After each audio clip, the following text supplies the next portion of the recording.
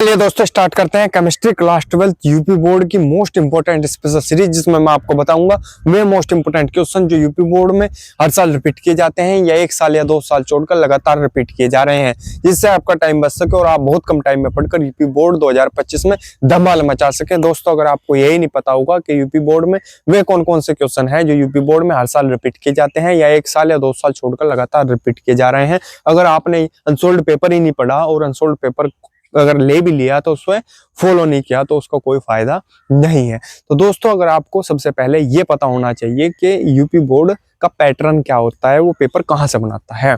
ठीक है, तो जो यूपी बोर्ड है वो हर साल के जो क्वेश्चन पेपर बनाता है वो पिछले 5 से 7 सालों से ही रिपीट करता है।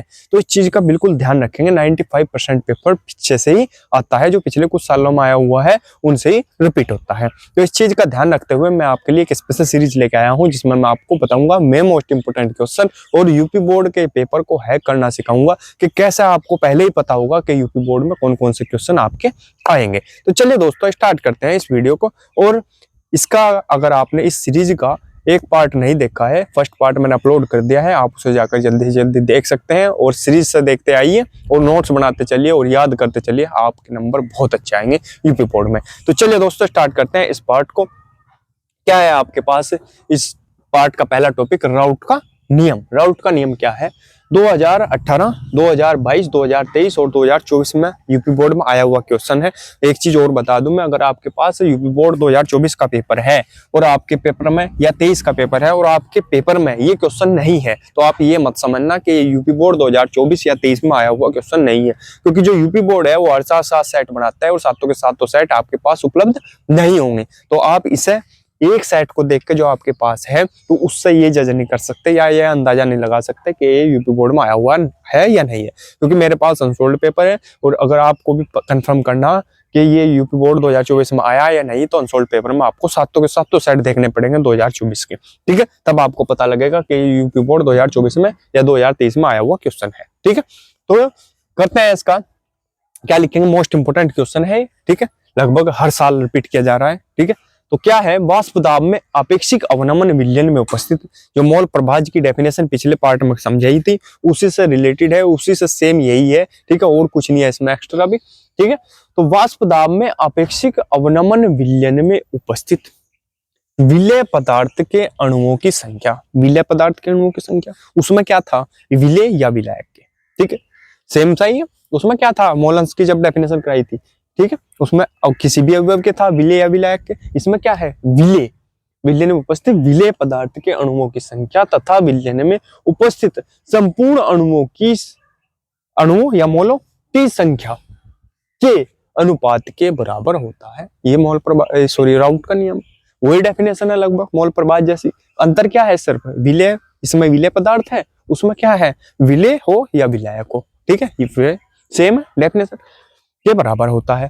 अब यदि विलयन में, इसे भी समझना क्योंकि न्यूमेरिकल आएंगे इसमें, यदि विलयन में अवाष्पशील विलेय पदार्थ के मोलों की संख्या n और विलायक के मोलों की संख्या n है, तो विलेय का मोल अंश क्या होगा? मोल अंश क्या होगा? x विलेय बराबर, अगर विलेय के मोलों की संख्या कितनी है? n है, और विलायक के मोलों की संख्या कितनी है? n है, तो टोटल कितना होगा इनका? n प्लस n, छोटा n प्लस बड़ा n। ठीक है, ये वही चल रहा है विलेय वाला, सॉरी मोलन्स वाला, जो पहला बताया था मैंने मोलन्स की डेफिनेशन में पिछले पार्ट में जो हो चुका।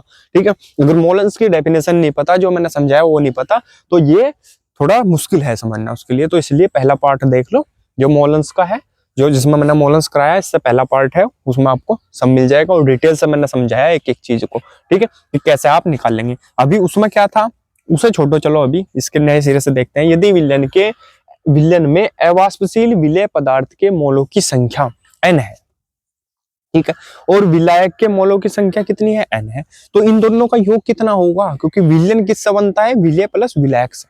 ठीक है, ये भी मैंने बताया था पिछले पार्ट में, विलेय प्लस विलायक से बनता है, और तो इन दोनों का योग होगा विलेय प्लस विलायक, तो n प्लस n। ठीक है, और तो विलेय का संख्या मोलंस निकालने का फॉर्मूला क्या है कि जिसका हम मोलंस निकाले, मान लिया विलेय का हमने मोलंस निकालना, तो विलेय का जो मोल है, मोलों की संख्या है वो कितनी है? n, तो उसे ऊपर रखेंगे और बटे उन दोनों का टोटल करेंगे, n प्लस n। ठीक है, विलेय प्लस विलायक का। ठीक है, इस चीज को ध्यान रखेंगे और इसी से ये बना है। ठीक है, अब राउट के नियम के अनुसार ये फॉर्मूला भी याद रखेंगे। P0 माइनस PS बटे P0 बराबर N बटे N प्लस N, इसके बराबर ये होगा। और x विलेय यानी ये मोलंस के बराबर होगा, किसके? विलेय के, विलेय के मोलंस के बराबर होगा। ठीक है, यहां तक क्लियर। अब इसका जो ये सिंबल है इन्हें भी लिख लेंगे कि क्या क्या चीज है, लिख लेंगे यहाँ। P0 क्या है? शुद्ध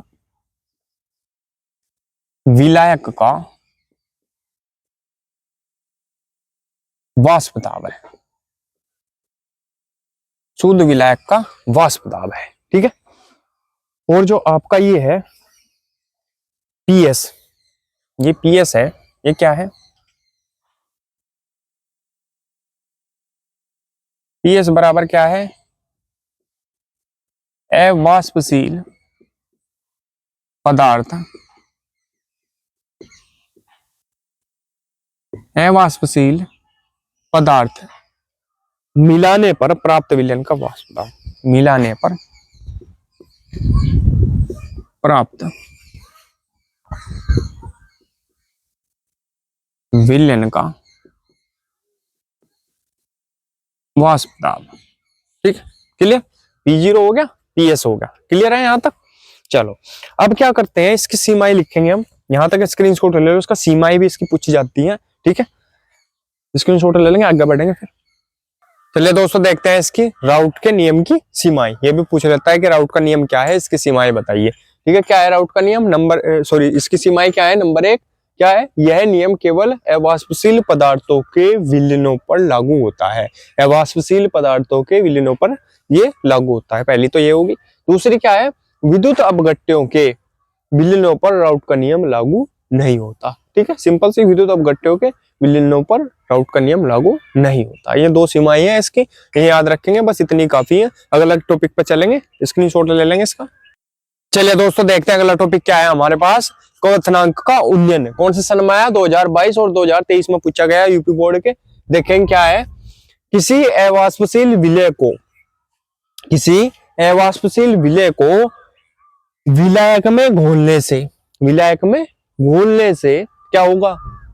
घोलने से विलायक के क्वथनांक में हुई वृद्धि, हुई वृद्धि को क्वथनांक का उन्नयन कहते हैं। उन्नयन जहां भी होगा वो वृद्धि को दर्शाएगा और अवनमन जहां होगा वो कमी को दर्शाएगा। तो क्वथनांक का उन्नयन है यानी क्वथनांक में वृद्धि हो रही, और हिमांक में अवनमन होगा, हिमांक में अवनमन आता है, हिमांक में अवनमन भी इंपोर्टेंट डेफिनेशन है। ठीक है, उसमें क्या होगा? कमी होगी। ठीक है, हिमांक में कमी।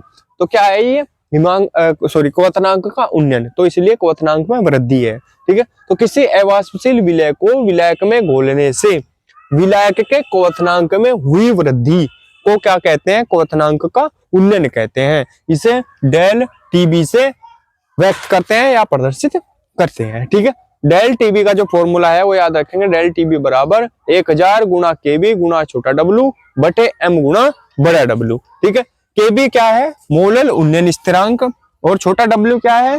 विलेय का द्रव्यमान, और एम क्या है? विलेय का मोलर द्रव्यमान, और बड़ा डब्लू क्या है? विलायक का द्रव्यमान। ठीक है, छोटा डब्लू क्यों है? क्योंकि जो विलयन है, विलय का द्रव्यमान को छोटे डब्लू से क्यों प्रदर्शित करते हैं? इसलिए प्रदर्शित करते हैं क्योंकि जो विलय है वो कम मात्रा में होता है विलय में, विलयन में। ठीक है, और विलायक अधिक मात्रा में होता है, इसलिए इसे प्रदर्शित करते हैं बड़े डब्लू से। ठीक है, स्क्रीनशॉट ले लेंगे इसका, अगला टॉपिक करेंगे फिर उसके बाद। चलिए दोस्तों देखते हैं अगला टॉपिक क्या है हमारे पास। हिमांक का अवनमन। हिमांक का अवनमन यानी हिमांक अवनमन का मतलब है कमी, हिमांक में कमी हो रही। ठीक है, यूपी बोर्ड 2022 में आया हुआ क्वेश्चन है, मोस्ट इंपोर्टेंट है। ठीक है, तो जब किसी, क्या लिखेंगे इसमें? जब किसी द्रव विलायक में कोई अवाष्पशील विलय मिलाते हैं, अवाष्पशील विलय मिला रहे हैं जिसमें, ठीक है, जिसमें कोई वाष्प नहीं, तो उसके वाष्प दाब में कमी के साथ साथ, वाष्प दाब में कमी तो होगी उसके, क्योंकि अवाष्पशील पदार्थ है वो, अवाष्पशील विलय है। वाष्प दाब में कमी के साथ साथ हिमांक में भी कमी होती है। उसके क्या होगी? हिमांक में भी कमी होगी, कमी होती है हिमांक में। इस कमी को क्या बोलते हैं? हिमांक का अवनमन कहते हैं। ठीक है, तो जब किसी द्रव विलायक में अवाष्पशील, कोई अवाष्पशील विलय मिलाते हैं तो उसके वाष्प दाब में कमी के साथ साथ हिमांक में भी कमी होती है।